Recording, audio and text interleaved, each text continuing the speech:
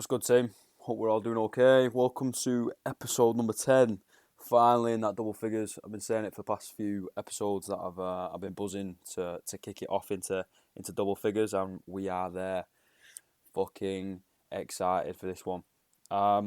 This one was sparked by a conversation I had with a fellow coach, Matt. Shout out to you, Matt, fucking legend.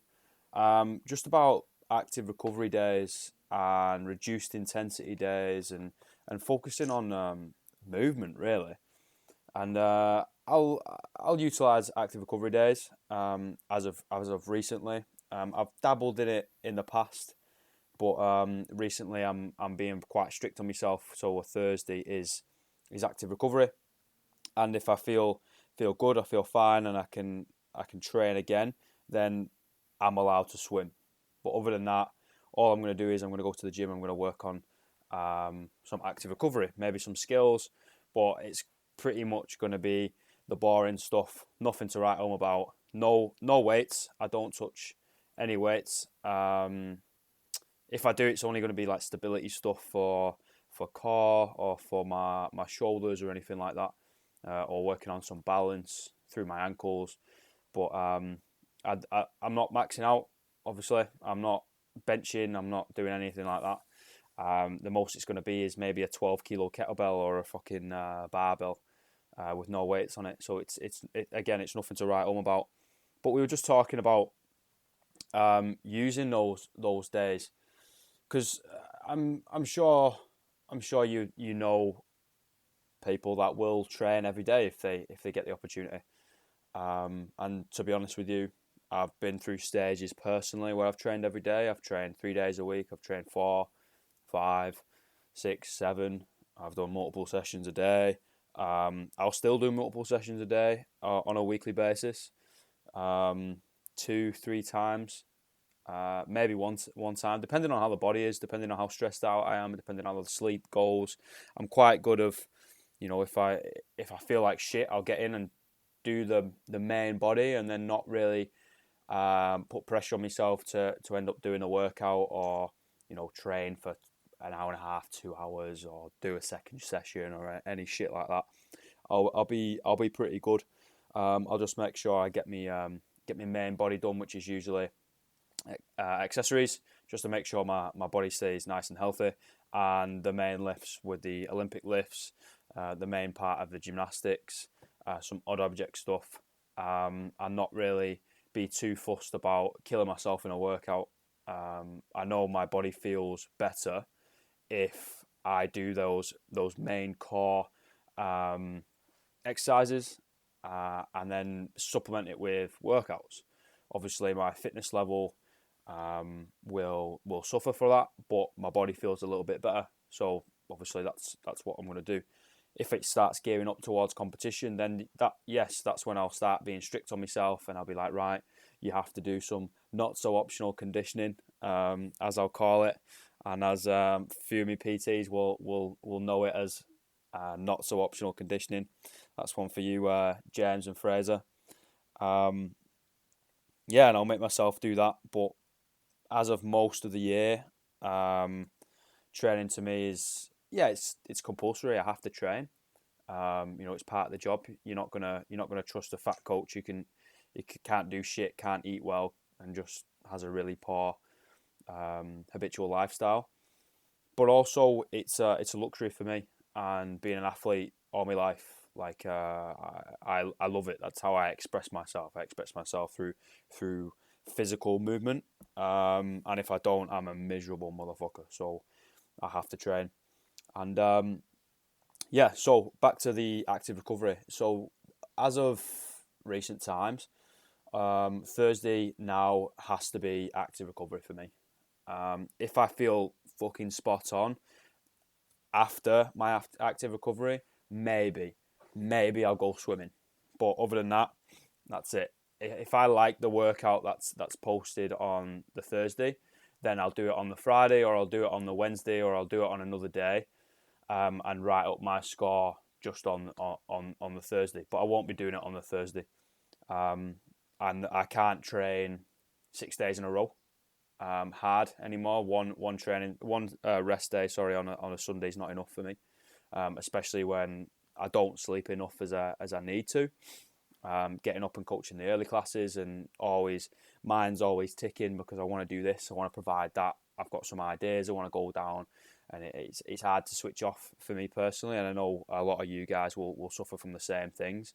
The mind will always be going, about work, about relationships, about whatever you guys have going on in your life, and it is pretty difficult to switch off. So I use these days. I don't put the clock on. That is one thing that is not allowed. There's there's never allowed to be a clock going, because that adds a little bit of anxiety. It adds a little bit of pressure, and you usually try and push it a little bit more as you're going through. I have to have some sort of cardio equipment in it. Whether it's a ski, a row, a bike, double unders with some skipping, or utilizing just running, utilizing your body, which is probably definitely something I should do more of. My running is absolutely piss poor, but we're working on it. And usually I just focus on my movement, focusing on how I'm moving, what my body is telling me in that day. Like, for example, today I had a workout with some ski, double unders, and GHD sit-ups. And yeah, GHD sit-ups sometimes is a no-go for me. Like, my back doesn't like it sometimes with my low back. But most of the time it's okay. And after I get moving, like, I feel free, and I feel good, and it's fine. But today, my body said no. It was like I did one round with only 10 reps, and it was like, no, back doesn't like it. So I switched it over and started doing some back extensions, really focusing on stretching at the bottom, squeezing at the top, and focusing on how I'm moving. Same thing with the double unders, same thing with the ski. I'll throw in some air squats. I did that last week, air squats on like hollow rocks. So really focusing on virtuosity, and that's what CrossFit's about, right? It's not about breaking PRs all the time. It's not about absolutely crushing yourself, putting yourself into a hole, and praying to Jesus you get out of the workout alive.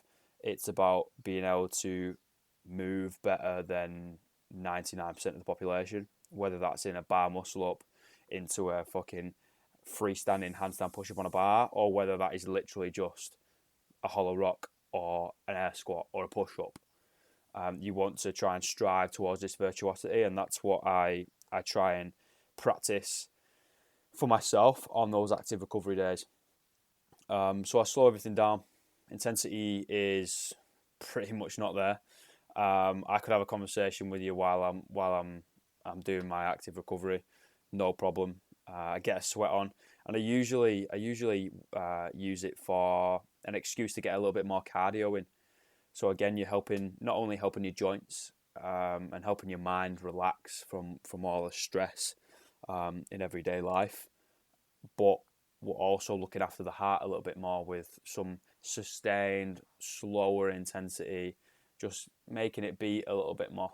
Another way you can utilize an active recovery day is obviously getting outside the gym. Walking is still being active, a jog is still being active. Obviously a swim, like I mentioned before, a hike, a dog walk, they all count. You don't have to be inside the gym. Obviously, I work in a gym environment, and I'm very comfortable in being there. But if anyone goes to a Pure Gym or a David Lloyd or anything, and they have to go out of their way to go to the gym, you don't have to do that. Take the stairs, just be a little bit more active, but with less intensity, and that can count as your active recovery. Another way, if you really did want to go to the gym, is working on those skills. That ties in with the CrossFit scene, but working on those skills, your handstands, your core, and all those things that you are going to rest. You're going to stretch a little bit more. You're going to relax, just de-stress and use it for a little bit of fun time, a little bit of play time. You don't have to go in and absolutely wreck yourself every time. I'm sure most of us have done that before, and we feel like shit. It's what happens. Like, if you keep wrecking yourself day in, day out, and never giving yourself enough time to recover, never giving your body or your mind enough time to recover, then we might potentially get into that adrenal fatigue stage where your hormones are suppressed and you will feel like shit. Your libido will be non-existent, your energy will be non-existent, you'll be cranky, you'll be moody, and what's the point? Like you're overdoing it. But there is too much of a good thing when it comes to training. It is the whole argument of overtraining. Does it exist? Yes and no. I believe that under recovering exists massively. So you could train too much for your recovery. So for your personal recovery and your lifestyle. Obviously, people that sleep 12 hours a day and are professional athletes and they have the best nutrition going and they get treatment from an osteopath, a chiropractor, a fucking hydrotherapy, you name it, their volume is going to be a lot higher and because their recovery is higher. But for normal, average, everyday Joes that have a 9 to 5 or have a stressful job, a family, and sleep a lot less, they don't have the best nutrition. They're working on it, but it's not the best, and they don't have all those recovery tools. Then their volume for reaching that overtraining stage is going to be a lot lower. And it's all about recovering for you and understanding what is going on internally for you guys and understanding what your body's telling you. That's definitely what I've learned having stopped playing sport. Playing sport, you switch everything off and you get the goal done. You play 80 minutes on the rugby field. You train through it for your teammates. And a lot of the time, my body would have been banged up, and you train through it. You push yourself through it. You get in the weight room. You do your sprints. You do your runs. You do your fitness training. You do your skill training. You play twice a week. You play in the cup game. You never say no, and you will die for your teammates. And that's amazing because you develop dedication, hard work, punctuality, and all these things that you will need further down the line through life. But you also ingrain in you and create that mental block to what your body's telling you. And sometimes you need to listen to it. Sometimes you need to take a step back and allow it to recover. I'm not saying if you train twice a week that one of them needs to be an active recovery day. If you train twice a week, then you should get your ass in the gym and wreck yourself and fucking push hard. Because obviously you've got 5 of the days in the week to recover. And if you're not recovering throughout those 5 days from those 2 training sessions, then something is not right. But it's okay to take some lower intensity days, to take some rest days, to take some off days, off weeks, off months. Like, it's okay if you're going on holiday for a week or 2, and it's okay not to go to the gym. I know that sounds like a deadly sin, but you won't die. Enjoy the food, enjoy the scenery, enjoy the company, whoever you're with, and just get back on track when you get back. Your central nervous system will be primed.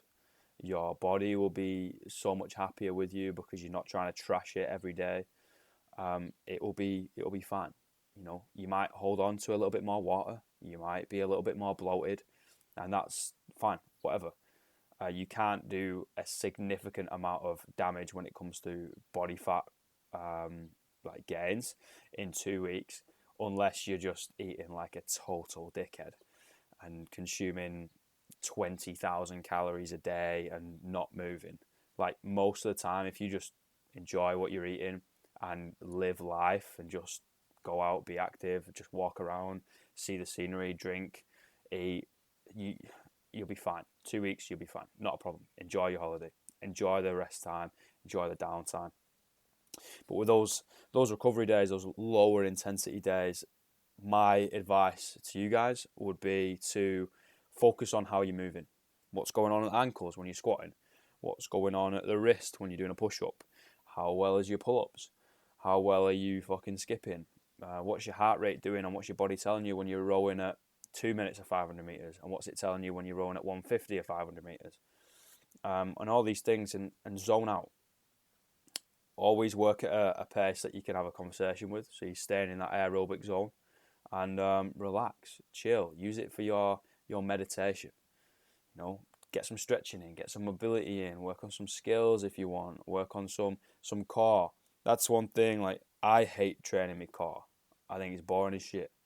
But I'll always add some sort of core movement into those recovery days, because I'm not gonna squat, I'm not gonna snatch, I'm not gonna clean and jerk, I'm not gonna do any gymnastics. Um, like, I've not got any of these like crazy. I'm not gonna deadlift heavy. It's not gonna take away from anything else. I'm not gonna bench. Like, I'm just gonna do a little bit of cardio, a little bit of moving with my body, and stretch out. So adding in some core stuff gets it in, and keeps me accountable, and make sure I do it within the week, instead of just skipping it. If you know. And if you're in that bodybuilding scene, and you might want to do some calves on the fucking active recovery days, whatever you guys are into, whatever will help you out, and that you neglect, is a good time to put in. Is a good place to put in with those lower intensity days. But make sure everything is relaxed, and you're not going in and just wrecking yourself. Yeah, so that's a quick one on recovery days. Recovery days being moving, instead of just lying on the couch with your thumb on your bum, and watching a telly. You can actually move. It's fine. Your body is meant to move and be active, and walk the dog, and climb and hike and run and jump and all these things. Just make sure you're looking after those joints, looking after those muscles, and looking after your mind as well, and allowing your body and mind to de-stress, and then focusing on the virtuosity and how you're moving. So guys, take it easy, have a fucking great one, and I'll see you all tomorrow.